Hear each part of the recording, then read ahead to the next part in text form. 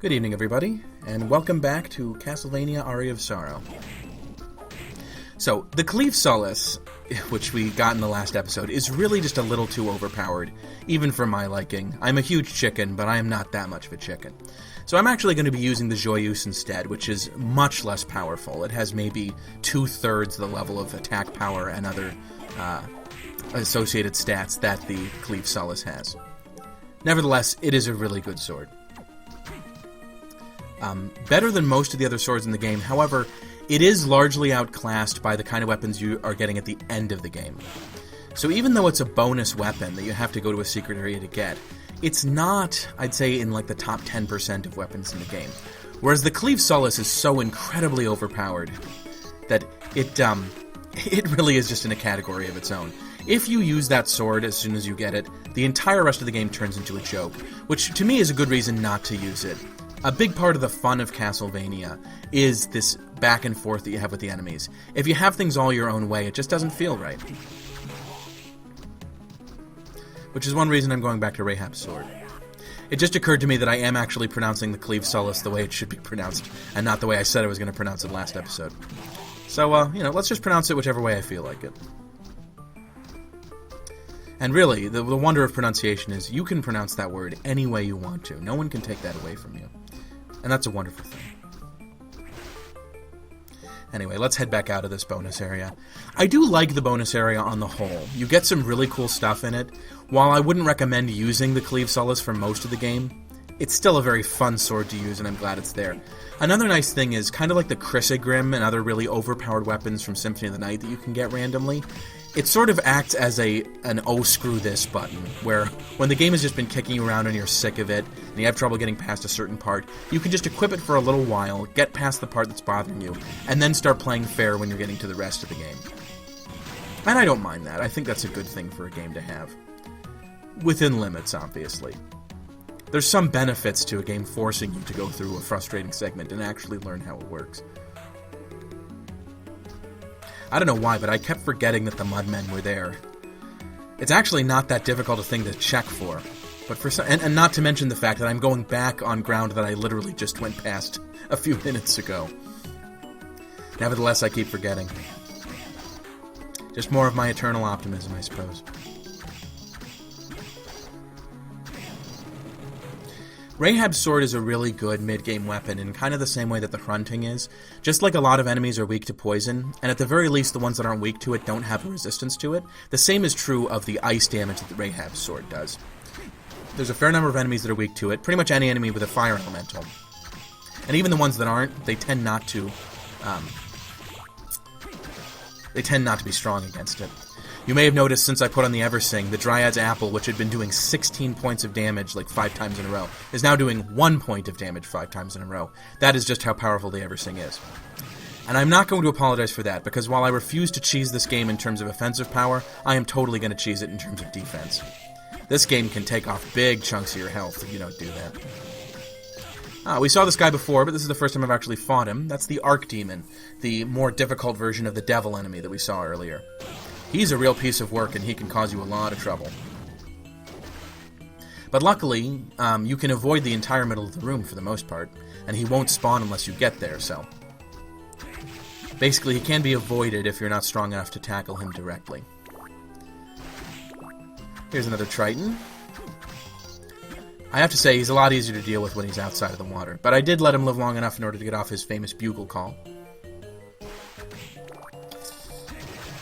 I must say, one thing about the Little Mermaid that I was not quite so fond of is that Triton doesn't sound his bugle nearly often enough. It's a big part of his character. They should have put more of that in there. I guess when you only have 90 minutes in the movie, they have to cut a few things out.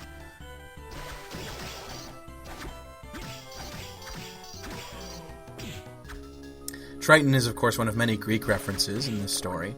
Not a lot of people realize this, because once Disney takes over something, it takes it over pretty thoroughly, and people forget where it comes from. But Triton is, in fact, a Greek god. He's somewhat associated with Neptune. A lot of people get them confused, but oh, hold on a sec. Cutscene incoming.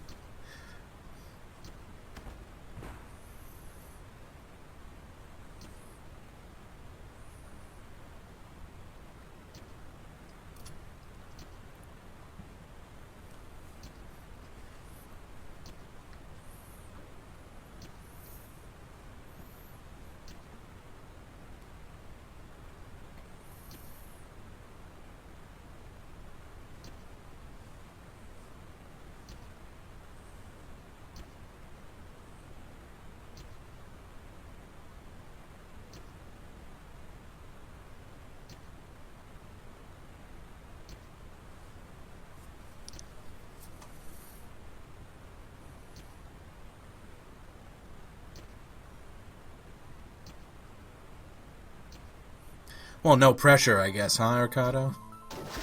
So yeah, once again, Aricado's a bit of a cold fish. And yeah, Yoko's plan to get rid of Graham didn't work out too well. Instead, Graham almost got rid of her. Luckily, we managed to interrupt him, which I did actually literally. I interrupted him with my words. Because I was talking about Disney movies. Anyway, as I was saying about Triton. So Triton is not the same thing as Neptune. Triton is like a demigod servant of Neptune. Kind of like the difference between Valar and Maiar in the Tolkien myth. You know, just to put an incredibly nerdy reference in there. It's got to be at least one per Let's Play. It's a rule.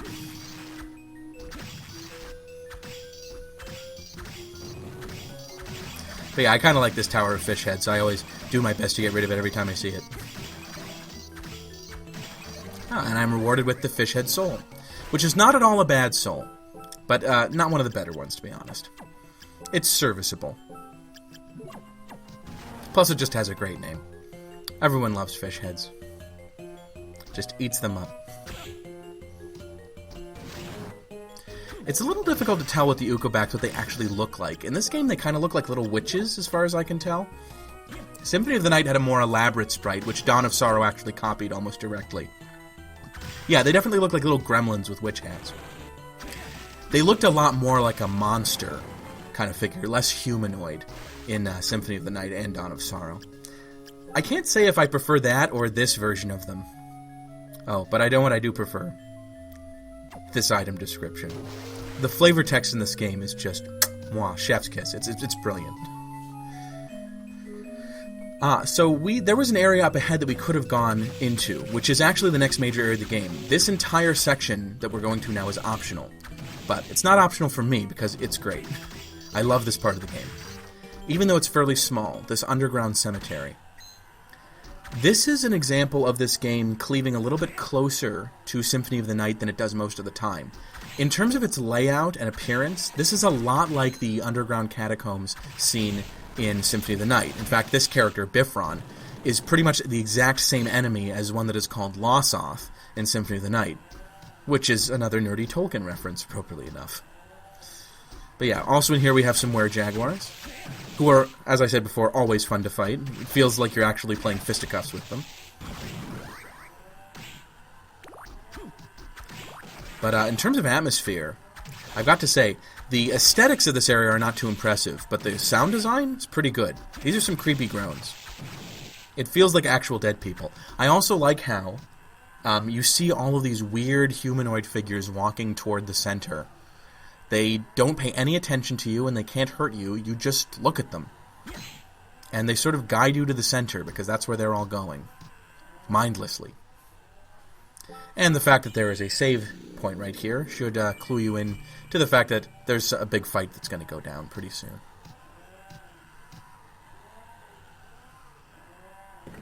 And here it is.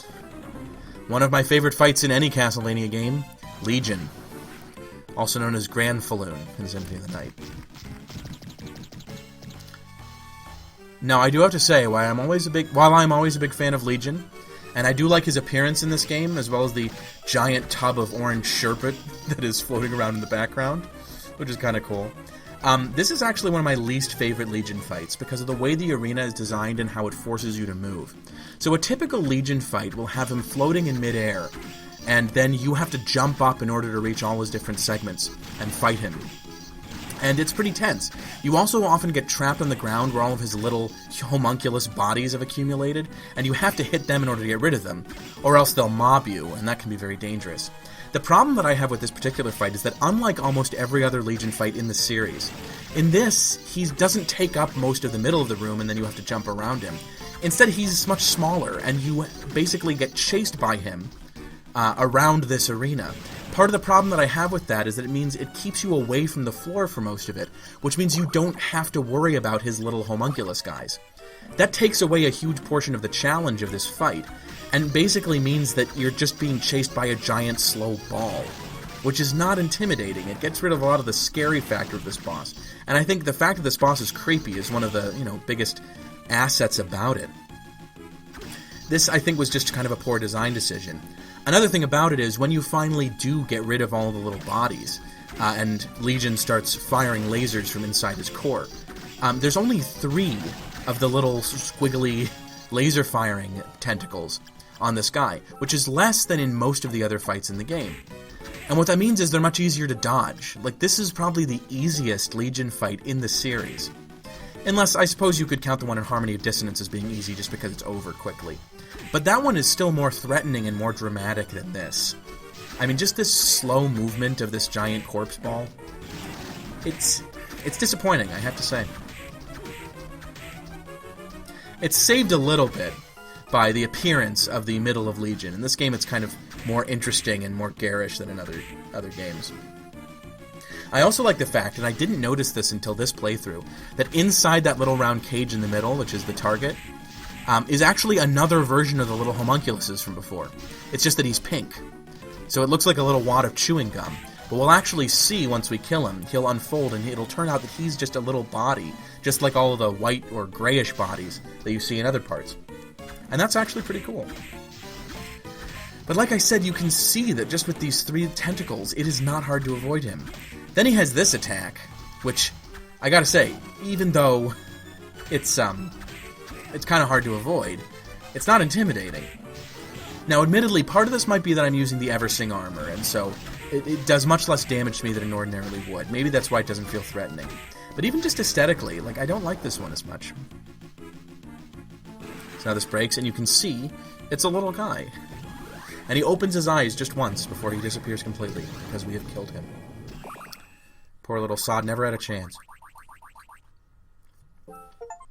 I mean, in our defense, he was going to kill us, so I suppose we didn't have much of a choice. Legion Soul is kind of fun, though, in this game. It fires these 3 lasers that come out on either side of you, kind of like a Gradius special. But it does eat up a lot of magic power, so it's something you have to be wary about using. We get a high potion for our troubles. But obviously, this isn't the only reward for going through Legion, or else this would be kind of a pointless area. No, our reward is to fight more Kanyatsos, which I love. Great reward. Thanks, Konami. Thanks, Koji Igarashi. No, obviously I'm kidding. The real reward is the gold ring,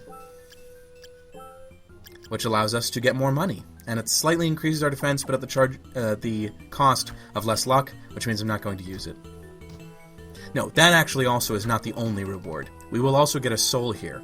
But like I said earlier, this is an optional soul. One of the few optional, sort of static-type souls in the game. We just need to make our way through these Rippers to get there. Rippers are surprisingly obnoxious enemies. This is actually a pretty good excuse to crack out the Legion Soul and fry a few Rippers. If you don't have the Eversing like I do, you'd be surprised how much damage these guys do. Their attack is pretty high for little spindly Fleaman-type enemies. So here's the reward. The Galamoth Soul. Or Garamoth. It's hard to tell because, again, Japanese.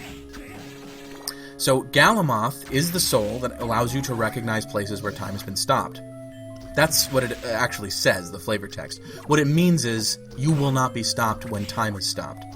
Or you will not be sent back in time, which is what that one enemy was doing to us when we went into that room. Oh, I forgot to mention I also got the Ripper Soul here, which is reasonably useful. It's similar to the Evil Butcher Soul in that it lets you throw out knives, but they do more damage. And just look at that hail of knives. Rippers can really cause you some trouble if you don't manage them well.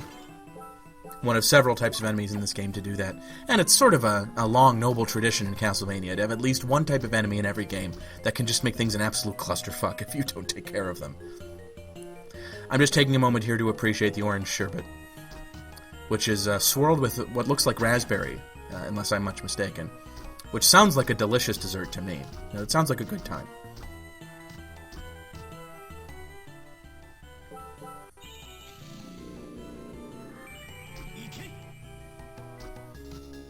So we are now actually going to be heading into the next mandatory area, which is one of my favorites in the game. Very interesting place. We'll see it in just a minute here. I like the Bifron enemies, the ones that are called Lossoth and Symphony of the Night. They also appear in Portrait of Ruin, and in that game they're a lot of fun. They appear in the Dark Academy, which is a very strange level. Really, all of the levels past the midway point in Portrait of Ruin are strange. And if I'm being totally fair, I think I'd have to say that all of the levels, all of the painting worlds in Portrait of Ruin are very strange. which is just the way they intended it, and just the way I like it.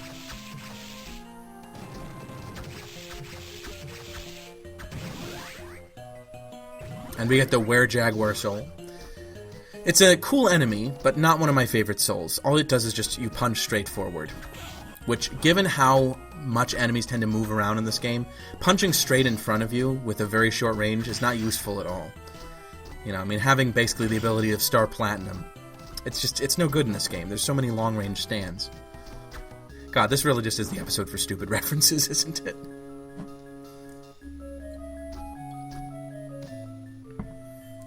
Anyway, brief dramatic pause, and now we are heading for the arena. It doesn't need to have a more complicated name than that, because this level speaks for itself. This is a kick-ass level. Lots of cool enemies, some very strange traps, and a lot of pain. This level will cause you some pain. So here we have beam skeletons, a wonderful enemy type that's been around at least since Symphony of the Night. In that game, they're a truly fearsome enemy. Even near the end of the game, they might do as much as 100 damage to you in one hit. This game, they're not quite as bad. Although, again, that might just be because I have the Eversing on. We also have an interesting enemy in here, the Killer Mantle. A good example of an enemy that is both goofy and a little bit scary at the same time. So the Killer Mantle looks like just a cape, which is what a mantle is, obviously, that's just flying around, like, for no reason. It has no head, it has no eyes, it's just fooling around. But, actually, the Killer Mantle has a little arm, like a beefy, muscular arm, with a knife on it that will come out and try to kill you when you're not looking. They're kind of like Boos from Super Mario World. We have more dead Crusaders, who we saw in the underground waterway.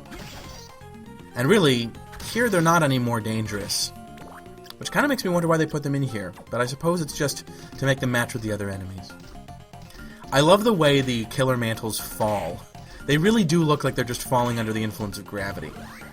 And their soul, the Killer Mantle soul, is very strange. It allows you to swap the HP and the MP of enemies, which is more useful than you might think. There's actually a surprising number of enemies who do not have much HP. Or sorry, I should say, don't have much MP. So if you're able to switch the two, you can just take them apart with a few hits. I also like the way the Killer Mantle soul works. It basically is a little towel that you snap at enemies like it's gym class and you're a bully. And that's what causes the HP and MP to be swapped. I am just switching to the Joyous here for a bit because my other weapons aren't quite good enough to account for my basic lack of competence at this game. But I'm not switching to the Cleave Solace. Things aren't that bad. So Yoko has been brought here by Arikado. It turns out she and Mina are actually already good friends, which is kind of a curious coincidence.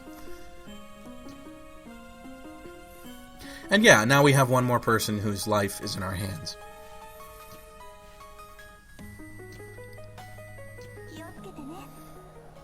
So when Soma says, hang in there, he probably said in the original Japanese, gambare, which means do your best.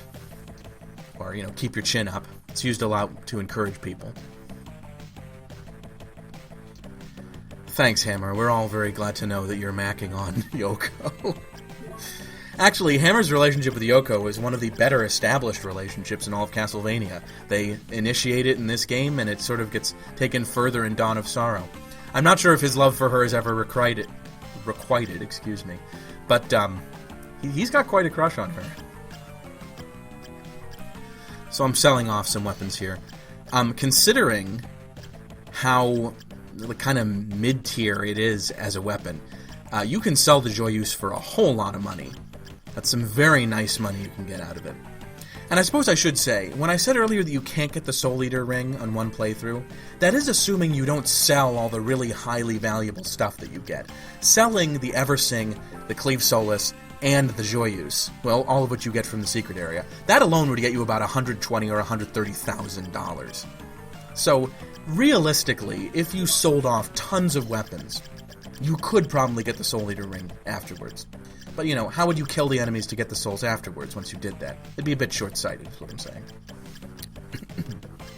Better to stick with the New Game Plus, which is a better way to get souls anyway, because with the New Game Plus, with all the nice equipment you have, it's much easier to kill excuse me, higher ranking enemies again and again, so you can actually get the soul. I also replenish my stock of potions here, because, believe me, I need it. The arena, as we're going to soon see, kicks my butt about as effectively as Death did. It does everything short of actually kill me, which Death managed to do, so, you know, I guess he wins. But he's dead now, and he's deaf and he's dead. Quite an irony. So who's the real winner? I also like the interesting fact that I now have 666 max HP. So this is a good time. So a new enemy, one of the Malabranche, in here. We have who gives you the Poison Fist, which is kind of a cool fist-type weapon. I like it. Gonna try it out a little bit here. The Beam Skeletons are the worst possible enemies in the game to try it on, so I don't know what the heck I'm doing. But you may have noticed this enemy that gave us the Poison Fist is called Skull Milione. Now that is a mistranslation and a very bad one, to be honest. The character's name is Scarmiglione, which involves that GL sounding like la thing that so many people have trouble with in Italian, like familia or battaglia. But yeah, his name is Scarmiglione, which is spelled S-C-A-R-M-I-G-L-I-O-N-E. In Japanese, that would be rendered as Skaru Milione. And presumably, when they saw Skaru, they assumed that was skull, which I guess is a reasonable enough mistake to make. But have these people seriously never heard of Scarmiglione? And if they have, why were they allowed to translate a Castlevania game? I mean, that's just shameful.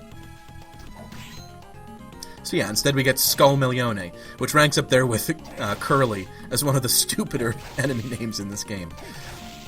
They got Cagnazzo correct. I mean, how could they get that right? That even has the GN thing, which people have just as much trouble with as the GL thing. Oh, I also like that you can get ramen by killing the killer mantles. This really is just kind of a silly but fun and also kind of scary area. A scaria, if you will. I like the red Minotaurs. Fighting Minotaurs is pretty fun, and since at this point in the game the regular Minotaurs would be too easy, you have the red ones, which are more difficult. We also get here Levitain, which is probably my favorite sword in the entire game. It is not as overpowered as the Cleave Sullus, but it's so much more fun to use, because the Cleave Sullus just sweeps across the whole screen. You're not showing any flair when you fight with it, you're really just cheesing everybody. With Levitain, it's got a nice big spread, and it's, you know, the thrusting type sword, which is one of my favorites. But also, it's just got a cool appearance, it has the fire element, which, you know, maybe it's because I'm in Aries, but I love that. And also, the fact that it's called Levitain always reminds me of that one scene from Lucky Star, where Konada finds a rare drop of a sword called Levitain in her online game, and it causes her to stay up playing until 3 in the morning, and then when she gets to school the next day she has to make an excuse about being sick. Yes, I am one of those people, I do like Lucky Star. When I was really young, you know, when Lucky Star was new, I thought it was the stupidest thing I'd ever seen in my life. Then I became an adult, life got more stressful, and I realized Lucky Star is actually a very fun and laid-back anime. Though God help you if you want to read the manga. That manga is impossible to find in English. That's something I've learned going to, you know, half-price books over the years. So, one of the more difficult and frustrating, like annoying enemies in this section is the Skull Chariot, who shows up here in the arena, appropriately enough. It's ancient Roman themed, so why not have a chariot fight? But yeah, it's kind of like the Dead Crusader, the Dead Warrior, I should say, and the Nightmare, in that it's one of these charging type enemies that'll just hit you, run across the screen so you can't hit back, and just very frustrating. And on top of that, in addition to just the regular hits, it can also fire flaming arrows at you. We can't get to this area yet, we'll get there soon. But yeah, just a very difficult enemy to fight. So we are actually approaching the end of the arena here, but not the end of the gauntlet, because what we're seeing here in these last few areas, last few rooms we're going to see, is some of the toughest challenge in the entire game. There's 3 levels here, and here's the first one. It is a room just absolutely full of another mistranslation. This character's name in the Inferno was Rubicante, and they translated it as Lubricant. I'm not touching that with a 10-foot pole. But yeah, they just completely beat me up, these guys. This was one of the more frustrating segments of the game. One of the things that's very difficult here and frustrating is that in addition to being mauled by those guys, and look at how they tore me to pieces, Holy crap, I feel like the scarecrow after the monkeys shook all of the hay out of him. In addition to having to fight all these enemies at once, if you're not being careful, those statues in the background that are pushing forward with their feet and hands, those actually do cause damage. So they will punch you into the Rubicantes, excuse me, and then the Rubicantes will push you back into the fists, and it's really just a mess. Speaking of messes, this room is almost as bad. It is full of Medusa heads that will petrify you and put you into the spikes, where, of course, if you remain petrified once they do damage, they'll do double. It's also full of these conveyor belts, and just to add insult to injury, here's an Archdemon. You weren't having enough trouble before. Deal with this shit. And stupidly, I walk right into a trap that is probably one of the easiest traps in the game to avoid, and yet it still gets me. But your reward for this is the Balmung, which is a pretty good sword. It has a nice wide sweep, covers a lot of the room. The only real problem with it is it has no elemental advantage. And then, of course, the other problem with it is that I am not good at this game, and so it doesn't change that, so it doesn't make me better at the game, and really, that being the case, what's the point of it?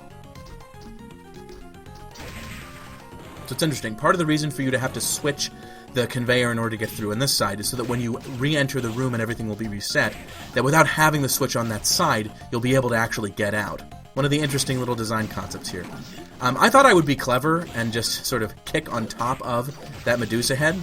Turns out that was not clever at all, because it doesn't work. If you kick on top of them, they will still turn you to stone. The only way to avoid being turned to stone by them, oddly enough, is to be hit by another enemy while they're there, and thus you'll get the invincibility frames. And once again, just like the room with the Rubicantes, I come so close to death here. I would have died in another second if I hadn't used that potion. So you can see that me getting those potions was not in vain. I definitely needed that.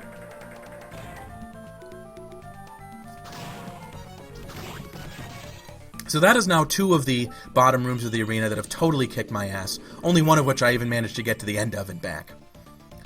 So how will I deal with the 3rd room? We'll see. Actually, I have to say before we even see it, the 3rd room is the easiest of the 3. It's the one that is the least frustrating and unfair. But it is full of beam skeletons, so you do have to be a little careful here. You don't technically need to get rid of any of these enemies. However, if you don't get rid of them, this room will be very tense, for reasons we'll soon see.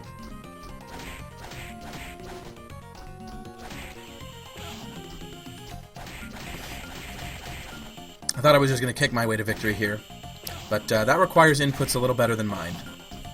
So eventually I just decide to use the fire sword and go to town. Also Nightmare, helpful.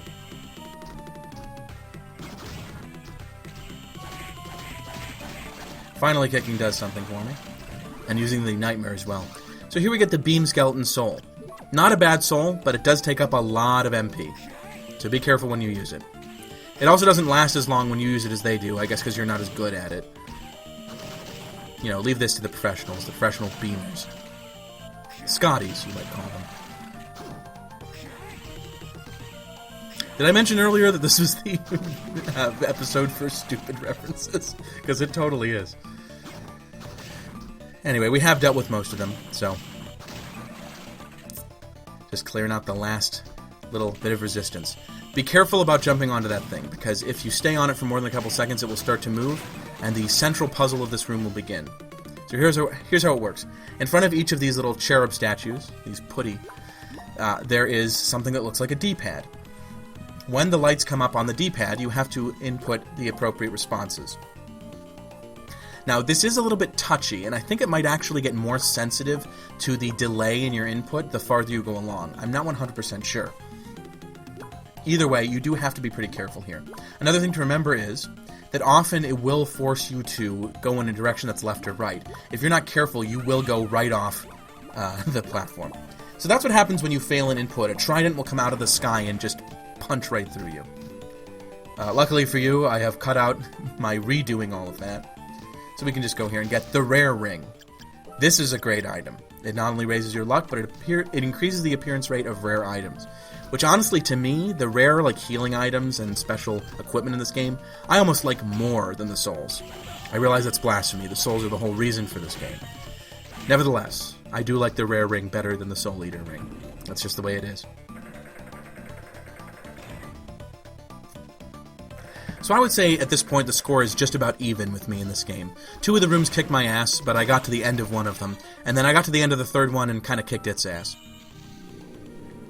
So I'm willing to call it even, if you will, the arena. Now I do want to change my weapon here, because this upcoming boss I'm pretty sure is not weak to fire.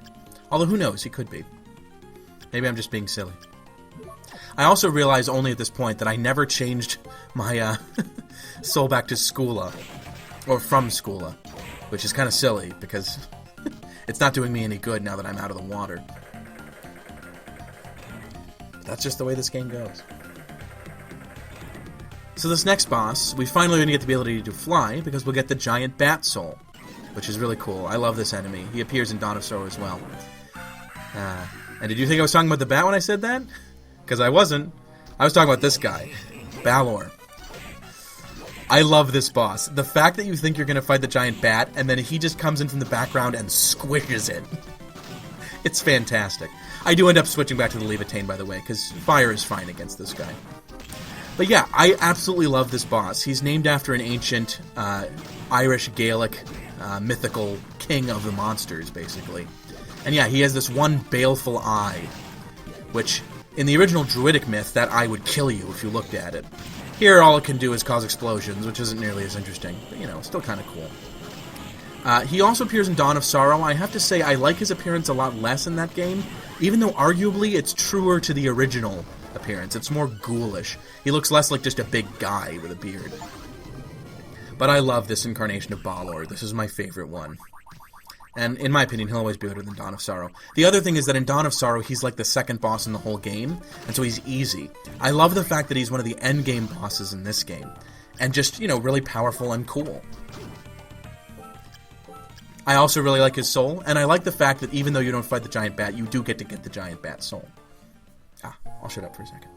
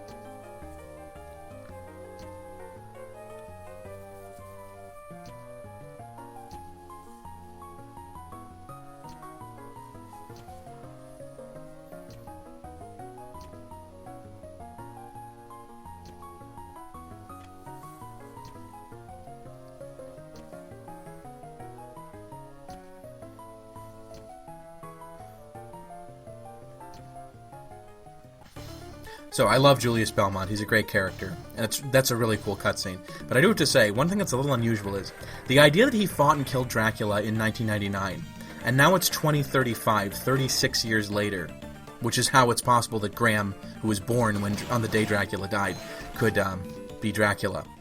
How freaking young was Julius when he fought Dracula the first time? I leave you with that thought. Have a nice night, everybody.